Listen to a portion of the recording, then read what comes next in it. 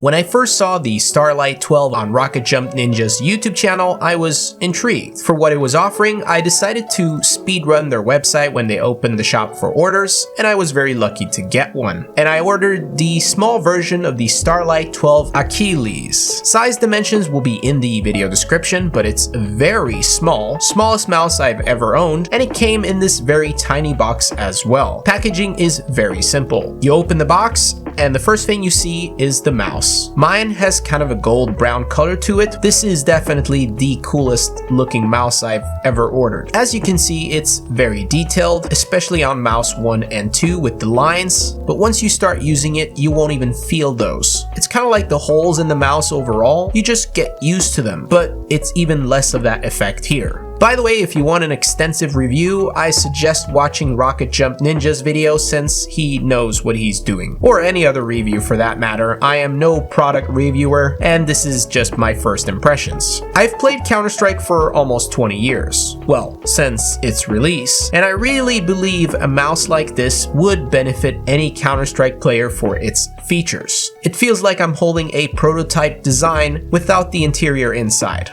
The freedom of it being extremely lightweight and the fact that it's well distributed as well around the mouse makes me spoiled. I'm seriously gonna have problems going back to anything that weighs more than this. Feels like the new standard for me now. My hands are about 19 centimeters, and due to its size, I'm using a combination of fingertip and claw grip. Works really well. Since I'm not palm gripping the mouse, it's basically forcing me to actually aim, compared to palming, which is more of a casual grip if you ask me. For raw aim anyways, this is going to favor me and allow me to reach my highest aim potential. The wireless on this mouse, from what I've gathered so far, is excellent. My first few minutes of long jumping is giving me easy 270s. I was also able to multi-B-hop a solid 350 with 100% sync on the first strafe because it's wireless, meaning I don't need to worry about no cable being in the way of my large swipes over the mouse pad. I'm using a low sensitivity, 400 DPI, 2 in game, and it just gives me more confidence now that it's wireless. For a solid 4 hours now, I haven't had any problems or any wireless issues. After a few minutes of not being used, it turns itself off to save battery, and then it turns back on once you start moving it around. It takes about a second for it to do that. Apparently, the battery will last for 160 hours. Can't confirm that yet, but it came charged, and so far it hasn't died.